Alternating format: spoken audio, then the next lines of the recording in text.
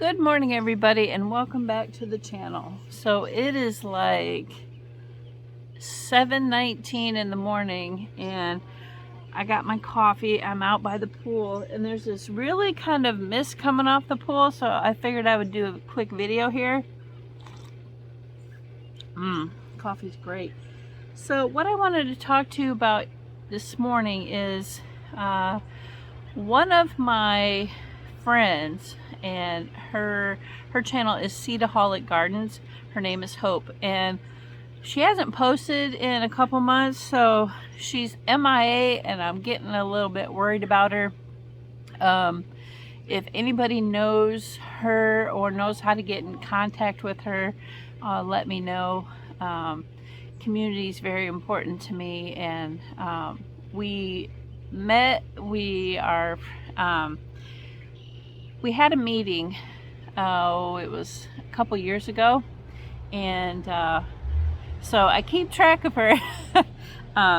Everybody who knows Hope, she's so sweet, her and her husband, and we met at Olive Garden along with R5, and we had a great time. We had a great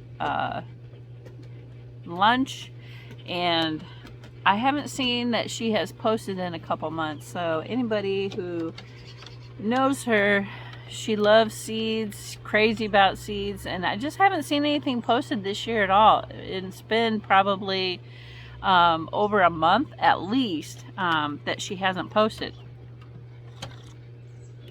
No, Mem. He's, oh gosh, wiggling the camera. Anyway, so if you guys know how to get a hold of her, let me know. Let her know that we're getting a hold of her.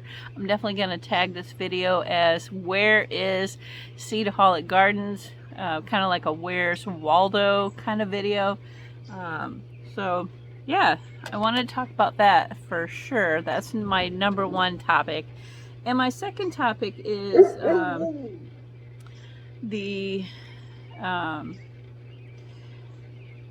it's almost like fear-mongering between channels. Guys, we know that times are hard, but don't put fear where fear doesn't necessarily need to lie. Concern, yes, and like uneasiness or anticipation of, you know, the food chain, gas prices, that kind of thing. But guys, don't fear monger, because then we'll have another toilet paper situation like we did 2 years ago. And we definitely don't need that. You know, there is a sense of urgency to grow more of your own food, to be more self-sufficient and be more sustaining. Not everybody has the same ideas or what do you want to say, that freedom that's in your heart to go back to old school ways. There just isn't. A lot of people that live in the cities, they really don't. They're so caught up in everyday life with kids and work, and maybe they're just not as open to really what is going on with the world, and that's okay.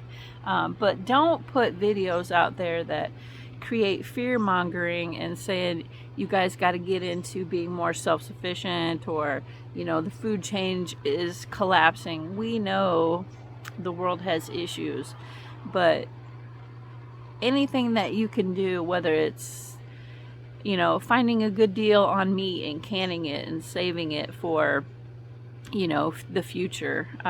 If you get a summer storm and your electricity goes out, will you lose food in the freezer? One alternative is to can it so it lasts longer. So, I mean, in a sense, yes, you're being more self-sustainable, but then in another sense, you got a really good deal on chicken. So you can prepare for the future without setting fear into others that don't see things within your view or the same way, because nobody is the same. And for me, it's important for me to kind of go back. I like to can. I think it's fun, and finding new ways of preserving food for me. Yeah, is it setting ourselves up for the future? Yeah, because prices are crazy. But I'm not putting fear into people's heads, thinking that, we're going to have a complete food chain collapse, and, you won't be able to afford food. There's, don't. It's frustrating because you hear a lot of people say, prepare, prepare, prepare, prepare. A lot of people don't have money to prepare, for one. So if you're living below the economic level, you can only prepare so much. Yes, is it nice to prepare if you got a good deal on chicken for your future? Yes, it is. And that's what I've been doing. Not necessarily, we don't know what's going to happen, because there for a while you couldn't really find chicken. I mean, now, is that connected with the whole trouble they were having out farther Midwest than us, due to poultry sickness? Could be. I can't say that it isn't. I'm not saying that it's connected. Is the fact that we can't get certain items. There's like a revolving every 2 weeks. You can get some items, and then they're here, they're not here. Does that have anything to do with all the supply ships that are out on the California coast? I don't know. I can't say that they're not, but the correlation, guys, stop putting, it's not fact. For one, we don't know what's going to happen. We don't know what's really going to happen tomorrow. But just the fact that you're saying that, oh, it's all tied in together, it's a full economic collapse. Yeah, is the market down? Is food, we having trouble getting certain items? Yeah, it's all stemmed from COVID, guys.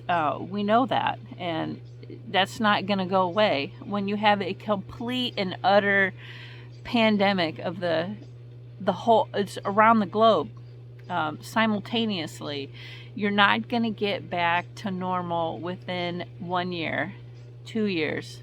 I mean, this might be a 5-year thing. We don't know what's going to happen.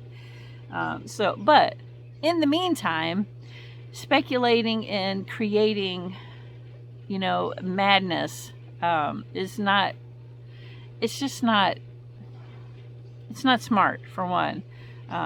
But doing what you can do to help your own family is smart. You can more chicken. You can stock up on an extra few canned good items. Buy things that are non-perishable. Those types of things. Buy an extra thing of paper towels. Buy an extra thing of toilet paper when you can. But don't create issues for other people. I mean, it's just, I don't know. I just wanted to put that out there because I'm seeing a lot of that. The end is coming. It's nothing like that, guys. We had a full global economic, basically disruption in complete and utter everything, whether it be finances, whether it be the food chain, whether it be the whole. It was the whole world, guys. So it's not going to take a month or a year to get back to normal, if there ever is that type of normalcy to begin with. We just don't know. So this is a new day, a new coming, a new dawn. But everything that you can do to help your family out, yes, I do suggest opening your eyes a little bit and becoming a little bit more self-sufficient instead of relying on the food chain as you have in the past. I mean, that's all I'm saying. Yeah, can we do more? Sure we can. Grow a garden. Start patio tomatoes if you live in an apartment. Grow your own tomatoes. Start your own little herb garden. If you live in kind of more of not an inner city, You guys can't have chickens. I understand that. There's ordinances. But buy a couple chickens if you live kind of rural, kind of out in a little bit of country. So then you don't have to buy eggs. I mean, there's all sorts of stuff that you can do. And honestly, keeping chickens is kind of fun, you know? And they all have their own little different personalities. Guys, this coffee is off the hook. I love amaretto creamer. Phew. All right, so that's what the topic was today. I'm trying to find my friend Hope from Seedaholic Gardens, and I wanted to talk about the fear mongering of just people who have channels that are more geared to homesteading or gardening. Stop the fear mongering. Yeah, isn't it important to be a little bit more self-sustaining? Yeah, it is, but you don't need to say there's a complete collapse is coming, because you don't know. We're all speculating what's going to happen, but I do speculate that it's going to take a while for any type of normalcy or certain items to get back in the stores. It's just what's going to happen. So, all right, guys, I'll catch you on the next one. And today's going to be a beautiful day. Happy Sunday.